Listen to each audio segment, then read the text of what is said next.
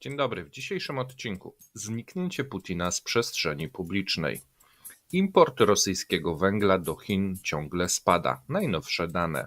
Rosjanie smacznego. Tylko 1 na 29 kebabów spełnił normy sanitarne.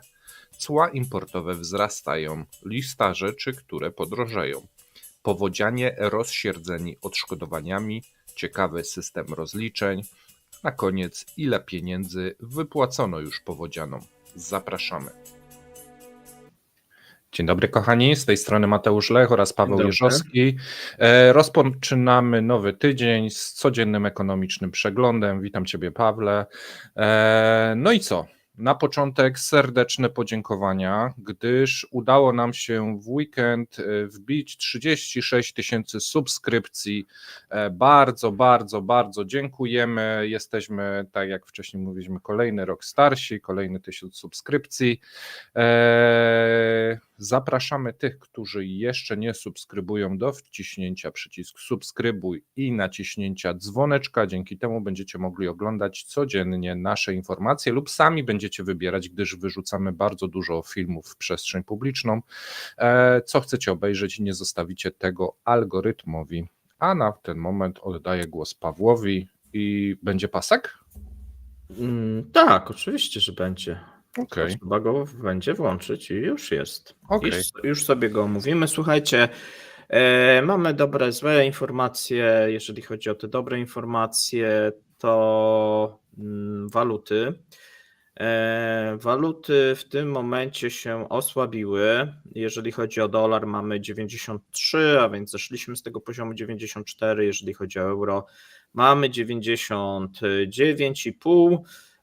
No to wszystko związane troszeczkę jest z piątkiem i z tą sytuacją, którą gdzieś obserwowaliśmy i Rosjanie też uwierzyli, że na Bliskim Wschodzie będzie eskalacja, tej eskalacji nie było. No i tu ropa szybciej zareagowała, bo teraz przechodzimy do tych złych informacji. Mówiliśmy chyba w weekend, że będą spadki w poniedziałek, no i te spadki mamy zarówno na Brendzie, jak i na Uralsie. Na Uralsie jutro spadki się pogłębią z wiadomych przyczyn, bo tam mamy jak gdyby przesunięcie, natomiast jeżeli chodzi o Brent, zobaczymy, na ilu ta ropa się zatrzyma, no bo mamy tą eskalację, która spowodowała deeskalację. Mówiliśmy w top 10 na ten temat. Jeżeli ktoś nie oglądał, to zapraszamy. Prawie 2 godziny materiału wczoraj. Macie możliwość sobie wybrania odpowiednich punktów, obejrzenia. Dodaliśmy rozdziały, chociaż dodawanie tych rozdziałów strasznie dużo czasu zajmuje i algorytm YouTube'a bardzo nie lubi. A więc tutaj zobaczymy, czy będziemy w przyszłości to robić, pewnie tylko przy wybranych filmach. Natomiast jeżeli chodzi o gaz, no to tam też niedobre informacje, bo zeszliśmy znowuż poniżej 30 euro za megawattogodzinę. No i no niedobrze. Niedobrze to wygląda w tym tygodniu. Jeżeli nie pojawią się żadne dobre informacje, to raczej spodziewałbym się pogłębienia tych spadków. No to co? Przechodzimy do krótkich wiadomości. Czy jeszcze chcesz coś powiedzieć? Okej. Armia ukraińska walczy z komuną, a dokładnie armia ukraińska zaatakowała okręt ratunkowy Komuna z 1915 roku, będący częścią rosyjskiej floty czarnomorskiej, powiedział Dmitrij Pletenczuk, rzecznik marynarki wojennej Ukrainy. Paweł, 1915 rok, to w muzea Tak. strzelają teraz, czy? Nie, to dosyć ważny jest okręt. On był modernizowany w 2016 roku. Okej. Bardzo ważną rolę spełniał. Wszystko wskazuje, że zostanie czasowo wyłączony z eksploatacji. No nie wiadomo, czy to będzie miesiąc, czy kilka miesięcy, czy jeszcze dłużej. No Rosjanie pochwalili się udanym odparciem ataku, natomiast no mamy też, nie możemy pokazywać z wiadomych względów, znowuż YouTube. Mamy, jak ten statek się palił, tak, a więc wydaje się, że no jakieś straty tutaj były, no i jest wymagany remont. Natomiast mamy już informację taką gospodarczą. Okazuje się, że oprocentowanie kredytu hipotecznego dla rodzin z dziećmi powyżej 6 roku życia może zostać podwojone do 12%, tak podaje Izwiestia i źródła zbliżone do Ministerstwa Finansów. Tu należy zaznaczyć, że to jest, chodzi o te preferencyjne kredyty, Tak. bo normalne są oczywiście wyżej, ale były takie preferencyjne Na 6. na 6, to teraz będą na 12. No i fajnie. Szef Komisji do Spraw Wywiadu Senatu USA Mark Warner przyznał, że Ukraina może otrzymać nową partię broni zgodnie przyjętym dzień wcześniej przez Izbę Reprezentantów projektu już w tym tygodniu. Pakiet pomocy obejmuje także rakiety taktyczne ATACMS. Stany Zjednoczone mogą przesłać Ukrainie amunicję w ciągu kilku dni od podpisania ustawy o pomocy wojskowej. Powiedział rzecznik Pentagonu Patrick Ryder. Dzień wcześniej ustawę przyjęła Izba Reprezentantów.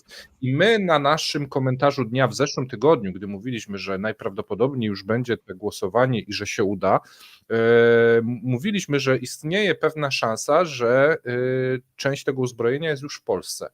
I ponoć coraz więcej mediów donosi, że rzeczywiście czeka tylko na podpis i później smyk przez granicę.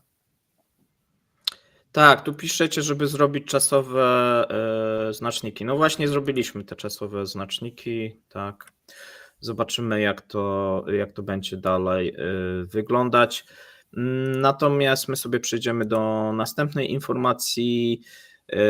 Stany Zjednoczone i NATO jeszcze nie spóźniły się z dostarczeniem Ukrainy nowej pomocy wojskowej, ale jej opóźnienie ma realne konsekwencje, tak powiedział sekretarz generalny Sojuszu Jens Stoltenberg. Tak, zobaczymy, jak to będzie wyglądało w najbliższych miesiącach.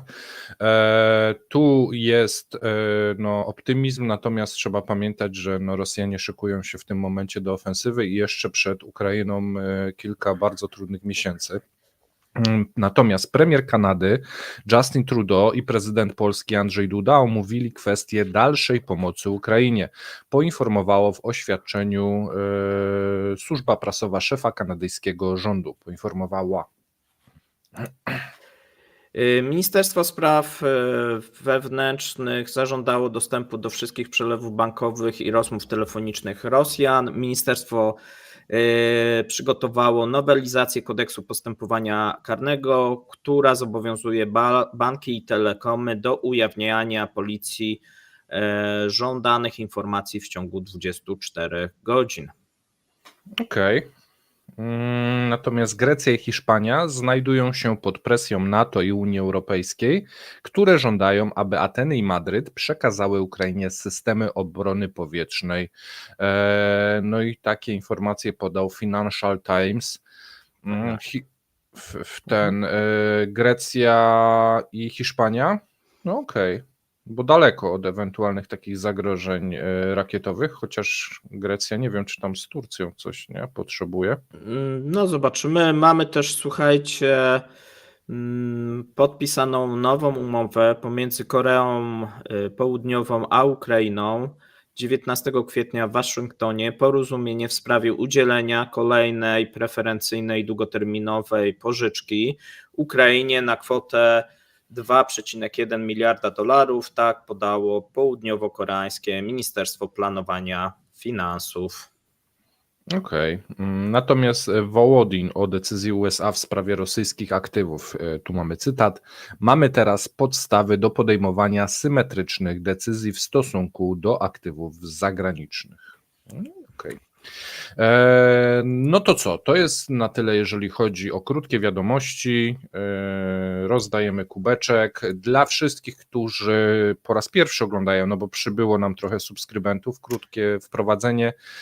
Rozdajemy kubeczki, nagrody, naklejeczki dla naszych widzów. Konkurs składa się z 2 członów. Paweł podaje na początku odcinka pierwsze słowo, ja na koniec drugie. Wysyłamy odpowiedzi na mail. Warunkiem udziału jest aktywne członkostwo w YouTube'owym wspieraniu lub na Patronite, bycie aktywnym patronem. No i Paweł, poproszę pierwszy człon hasła. Wspieram. Wspieram. No i okej. Ja sobie zapisuję, żebym nie zapomniał na koniec odcinka, co było, a teraz przechodzimy już do dłuższych informacji. Słuchajcie, zniknięcie Putina z przestrzeni publicznej. Prezydent Rosji Władimir Putin powrócił do stylu życia, jaki prowadził przed rozpoczęciem kampanii wyborczej.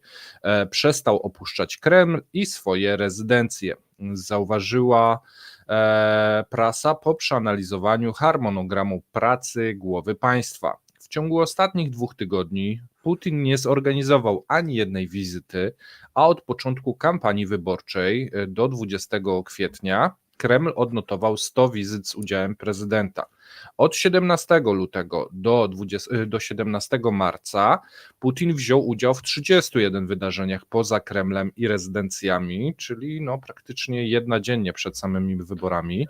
W ostatnim tygodniu przed wyborami prezydent już tylko przebywał na Kremlu lub w Nowogarjowie. Z analizy wynika, że od czasu wyborów liczba wyjazdów spadła 10-krotnie, czyli odpoczywa sobie pan Putin. Między 17 marca a 17 kwietnia Kreml ogłosił jedynie 10 wydarzeń off-site, z których jednym był koncert z okazji rocznicy aneksji Krymu na Placu Czerwonym. Przez cały ten okres prezydent opuścił obwód moskiewski tylko raz, 27 marca. Nie odwiedził natomiast Powodzian, co też jest odnotowane. Przez ostatnie 2 tygodnie Putin uczestniczył w spotkaniach za pośrednictwem łącza wideo, czyli jest na zdalnej, można powiedzieć. Sekretarz prasowy prezydenta Dmitrij Pieskow oświadczył, że głowa państwa nie będzie podróżować do regionów dotkniętych powodzią, co będzie sobie głowę zaprzątał. No tak. Słuchajcie, to teraz przechodzimy do informacji z Chin. Mamy dane dotyczące importu rosyjskiego węgla do Chin. No i okazuje się, że w przypadku marca jest kolejny miesiąc spadku. My mówiliśmy o tym węglu, że jest problem. Dane z marca mówią, że mamy spadek o 21,6% w porównaniu do marca 2023. No i tutaj niecałe 7 milionów ton. No i to jest niecały właśnie miliard dolarów, dokładnie 881 milionów dolarów. Natomiast w marcu zeszłego roku, no jeżeli liczymy wolumenowo, bo tutaj mówimy o 2 spadkach, tak, wolumenowo jest to 21%, no ale jeżeli policzymy, słuchajcie, wartościowo, no to w zeszłym roku ten węgiel był sprzedany za 1,6 mld, a więc no, olbrzymi spadek, jeżeli chodzi o ten kierunek eksportowy. No ogólnie sytuacja na węglu jest fatalna. Przypomnijmy, że w okresie styczeń-luty chińskie zakupy węgla wolumenowo też spadły o 22%, no i te spadki też, jeżeli chodzi o wartości podobne do tych marcowych. Tutaj podaje się, że, znaczy rosyjskie to oficjalne źródła podają, że jednym z głównych powodów jest przywrócenie od stycznia 2024 cła na import węgla do Chin, a one były zniesione w 2022. Tutaj chodzi o stawkę 6% na węgiel energetyczny i 3% na koksujący, a jednocześnie nie ma cła na Australię i Indonezję, ponieważ one korzystają z umów o wolnym handlu z Chinami. Tu Rosja jako sojusznik Chin nie korzysta z takiego dobrodziejstwa.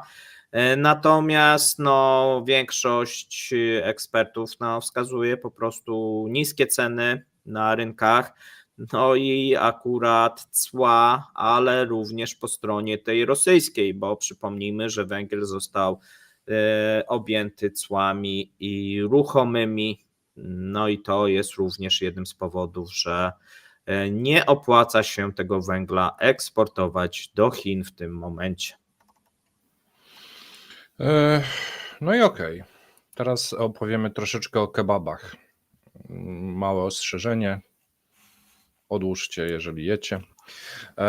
Roska Czestwo nie stwierdziło żadnego zagrożenia, tylko w jednym kebabie z 29, które skontrolowali.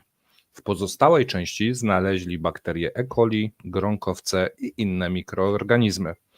Roska Czestwo nie ma bezpośredniego odpowiednika w Polsce, ja sobie próbowałem znaleźć. Istnieją jednak w Polsce instytucje, które pełnią podobne funkcje. To jest mniej więcej coś jak Urząd Ochrony Konsumentów i Państwowa Inspekcja Sanitarna. Można by było to w ten sposób jakoś porównać. Znaleziono bakterie E. coli, bakterie gronkowca złocistego i inne niebezpieczne bakterie w tak zwanym kebabie w bułce w większości sklepów detalicznych w Moskwie i w Sankt Petersburgu, jak wskazały wyniki badania Krajowego Systemu Monitorowania. Specjaliści zakupili próbki w sklepach sieciowych, na targowisku, w sieciach kebabów i pojedynczych punktach sprzedaży detalicznej. Łącznie 29 różnych źródeł, różnych marek. Spośród nich tylko jedna szawarma spełnia normy sanitarne i jest uznana za bezpieczną. Jeśli będziecie kiedyś mieli gastro w Moskwie, to pytajcie o lokal I Need Doner, gdyż tylko tam kebab spełnił warunki sanitarne. W szawarmie w Oszą wykryto Staphylococcus aureus S. Jest to rodzaj gronkowca, który według ekspertów powoduje, że spożycie takiego produktu może stać się śmiertelne.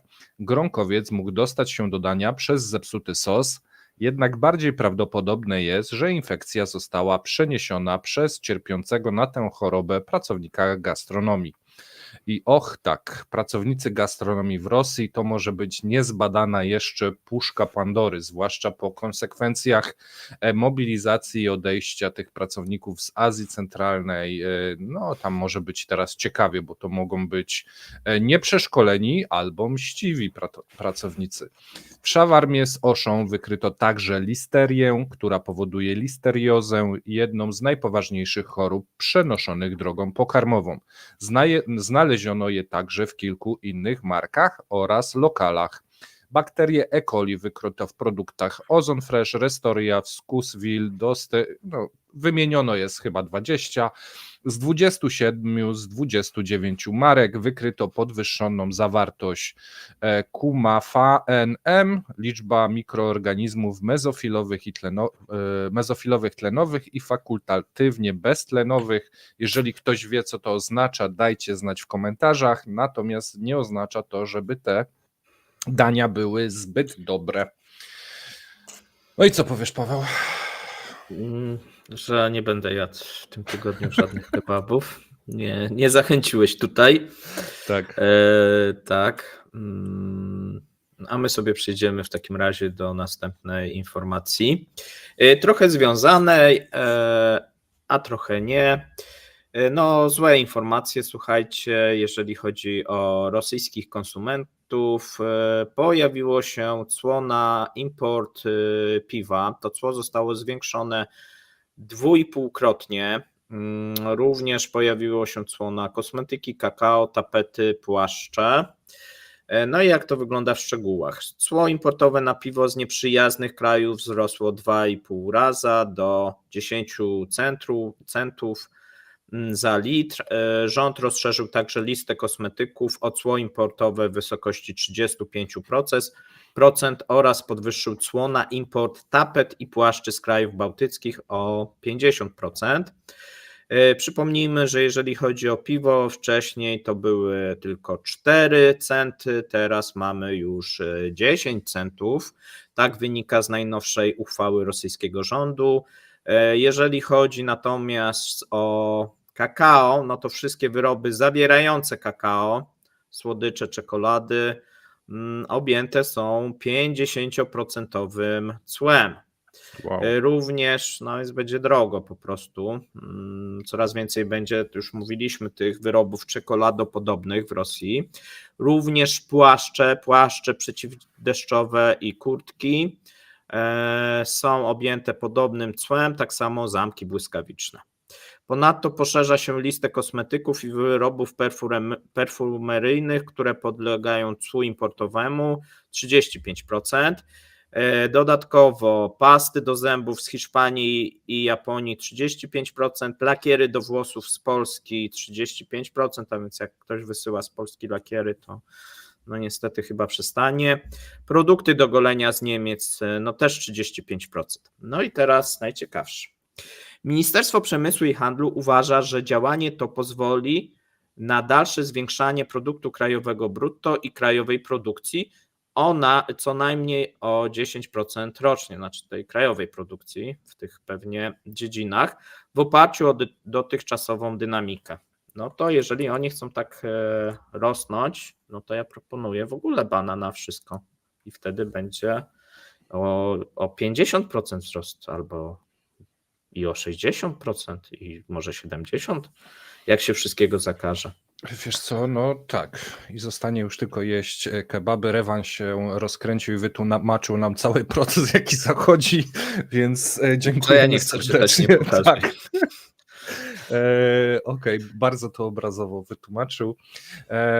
Myślę, że możemy przejść do tematu powodzi. Słuchajcie, nowa mapka aktualna z dzisiaj z kurganu. Woda spada delikatnie, było ponad 10 metrów, teraz jest 9,85, więc ten szczyt wydaje się w kurganie już jest za nami. Fabryki chyba się nie udało zalać tej fali, więc tu chyba mamy koniec, no chyba, że coś się wydarzy jeszcze innego. Natomiast powodzianie rozsierdzeni odszkodowaniami, ciekawy system rozliczeń.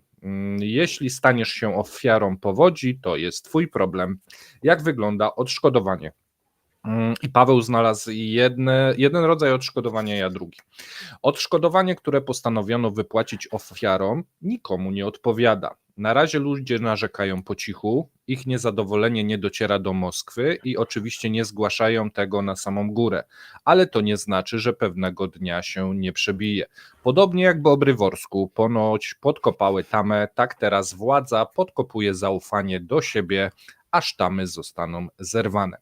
W Orsku, które przetrwało klęskę żywiołową, wreszcie zaczęto obliczać, kto ile otrzyma za utracone domy i mieszkania. Jeżeli komisja uzna, że dom podlega ostatecznej rozbiórce, ofiarom przysługuje wynagrodzenie w oparciu o umowę pomnożoną metr razy 68 712 rubli. Natomiast pierwszy punkt, komisja musi uznać, że to, co zostało, to już trzeba rozebrać, a nie nadaje się do remontu. No tu zdania są podzielone, jak to się na razie odbywa. Paweł powiedział, że za łapówkę można uznać pewnie dom za taki, który się nadaje do rozbiórki, bez łapówki nadaje się do remontu. Natomiast tak, norma na jedną osobę to 33 metry kwadratowe, bez znaczenia ile dom miał. Czyli jeżeli jesteście pojedynczą osobą, mieszkaliście i byliście zameldowani jako jedna osoba w domu, bez względu na to, jak wielki to był dom, to norma i mnożnik wynosi 33 metry kwadratowe razy 70 niecałe tysięcy rubli. Po przeliczeniu na złotówki daje to 91 tysięcy złotych. Można powiedzieć, że nieźle, natomiast no, pamiętajcie, że te domy najczęściej były większe. Dla dwóch osób przelicznik wynosi 42 metry kwadratowe, czyli po przeliczeniu na złotówki około 130 tysięcy złotych. Dla trzech i więcej osób to jest 18 metrów kwadratowych dla każdego. Dla przykładu rodzina 2+2 to około 217 tysięcy złotych rekompensaty. Taki system wymyślono. Jeśli rodzina posiadała dom o mniejszej powierzchni, wówczas nie będzie możliwość uzyskania większego odszkodowania. To norma i się tego nie liczy. Płaci się metry realne stracone w powodzi. Czyli dla przykładu, jeżeli dwie osoby miały domek, który miał 50 metrów, to płaci je się tylko za 42. Ale jeśli dana osoba została zameldowana samotnie w domu o powierzchni 200 m2, to wówczas otrzyma zwrot tylko za 33 metry. Czy to jest sprawiedliwe? Przecież te wszystkie lata jako właściciel płacił podatki właśnie od 200 metrów. Tak zadaje rozsądne pytanie działaczka na rzecz praw człowieka. Właściwie po co potrzebne są podatki? A może po prostu należny to jest hołd, który w przypadku wystąpienia siły wyższej nic nie wnosi. Tak, dokładnie. Dalej jest lepiej. Jeśli komisja uzna, że dom można wyremontować, a tu już są przypadki, że jadą na grubo, to da to tylko 7 tysięcy za metr kwadratowy. Nie 67 tysięcy, a 7 tysięcy. Dla przeciętnego domu o powierzchni 100 metrów maksymalnie to 700 tysięcy rubli, czyli około 30 tysięcy złotych. No więc spróbujcie wyremontować 100-metrowy dom, który ledwie stoi po powodzi za 30 tysięcy złotych. Jak to w sytuacji popytu i podaży? Ceny materiałów budowlanych w regionie już poszybowały w górę. Nie wszyscy mieszkańcy miasta mają też umiejętności budowniczych, dlatego koszty pracy również rosną. Mamy też oczywiście ocenę komisji, która wygląda po rosyjsku. Wiele domów nie nadaje się do zamieszkania, choć z oceny wynika, że zniszczenia są częściowe. Ludzie nie mają gdzie mieszkać, ale dostaną te 100 tysięcy rubli i tyle, powiedziała Olga, wolontariuszka z Orska. Ja jestem bardzo zainteresowany, co z tymi emerytkami samotnymi, takimi 60 plus, bo według wyliczeń to nijak się ta kobieta nie ogarnie. Zostanie bez domu, bez możliwości remontowych i bez funduszy. Tam się nic nie skleja. Tak, wiesz co, bo tutaj mówisz, że oni cicho siedzą i się cicho skarżą. Ja mam takie wideo, które się pojawiło w sieci, że już nie tak cicho. dla was, że to już nie jest tak cicho. I teraz puścimy, bo mamy dalszy ciąg na temat faktycznie wypłaconych odszkodowań, bo ty trochę mówiłeś o takich teoretycznych. Jeszcze tak. Nikomu za ten dom nie wypłacili, tak przy okazji. Никакой, до сих пор, никакой помощи. Муж у меня за что погиб? За то, что ты жопу свою тут прикрывал. Не стоял, краснел. Ну, конечно, мне плохо, блядь. Мне плохо. Потому что не дозвониться, ничего не сделать. Никто не отвечает. А вы сидите, у вас все хорошо только. Имейте совесть уже. Вы в белой рубашечке, а мы ходим 2 недели без денег, без всего. Без воды. На ВПшку нету денег. Муж за что погиб? Муж за что погиб? За то, что вот именно ты сидишь в чистых штанах, и твой сын в Дубае. Ale ta pani tak mu wypunktowała tego syna z Dubaju. No, ale wiesz, że no i dlatego ten Dubaj zalało, ja podejrzewam, bo to tak zapowiedziała. Słuchajcie, to tak mógł też ucierpieć w tym Dubaju, nie wiemy właśnie. A teraz przejdziemy sobie do tego, jak to wygląda, jeżeli chodzi o ten system właśnie odszkodowań. Ile pieniędzy wypłacono już powodzianom? Bo ten szajs, który ja podałem, to i tak jest te spełnienie marzeń.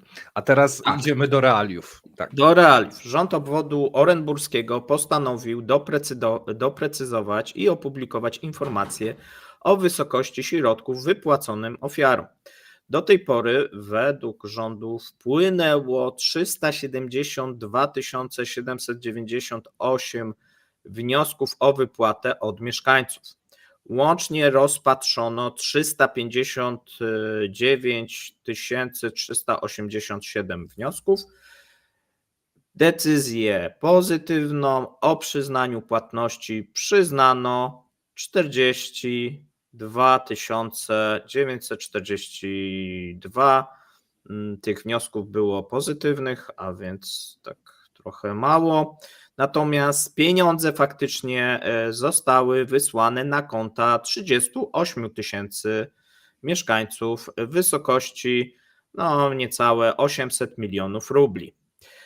No i tutaj mamy podział. Jednorazowa pomoc finansowa trafiła do 37 tysięcy osób, a pomoc finansowa w związku z utratą mienia no tutaj 548 osób, a więc być może ktoś tam się załapał z tym domem, najczęściej to też były jakieś samochody, różne rzeczy. A jeżeli chodzi o pomoc finansową tutaj, no bo to 50 000 dostali, te 548 osób. To jest Natomiast ile? 100 2000 000 złotych. Tak, natomiast 100 000 rubli dostało 49 osób. No i to- aby otrzymać tą płatność, należy złożyć wniosek za pośrednictwem portalu usług publicznych lub do biura tego lokalnego. Czyli dostali po a więc- 2000, te 40 000 osób dostało po 2000 Tak, po złotych i radźcie sobie. Jakie 2000? 2100 złotych, 50 000 rubli. A tak, natomiast no te 38 000, niecałe 37 000 osób dostało po 900 zł. Tak, to jest ta faktycznie pomoc, która została udzielona na ten moment, no, a trochę już jednak minęło.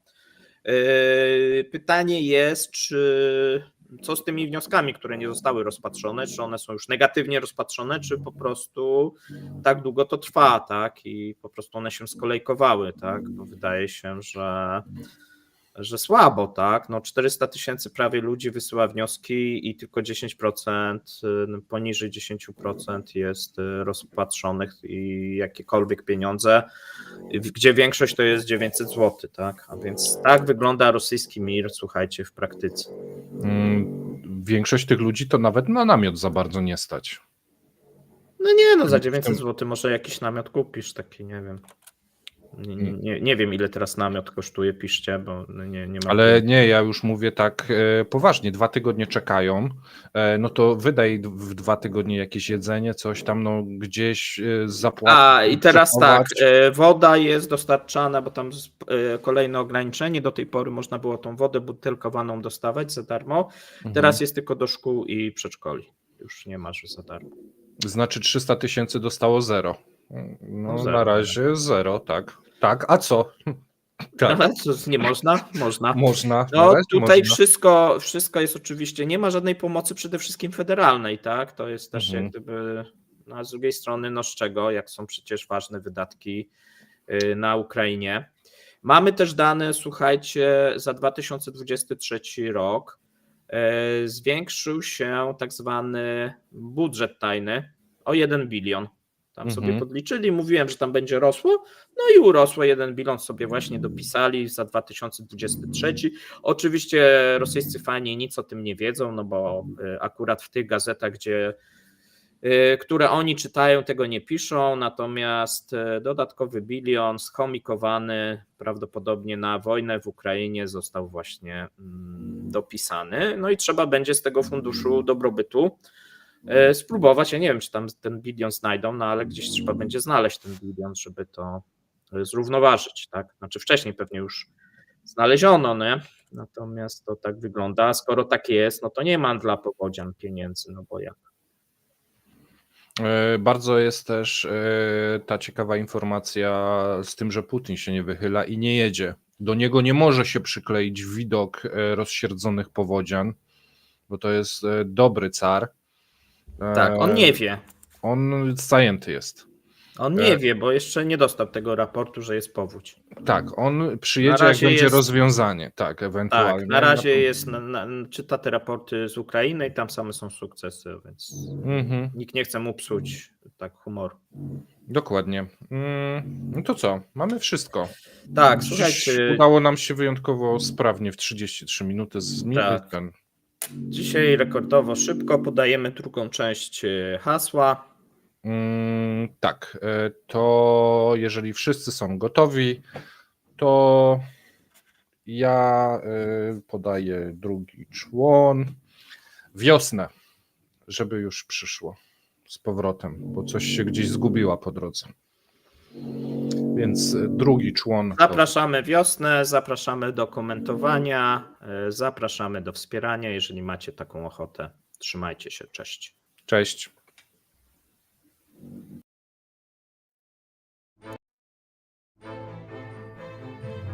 Dziękujemy za obejrzenie materiału do końca. Zapraszamy kolejnego dnia. Trzymajcie się. Cześć.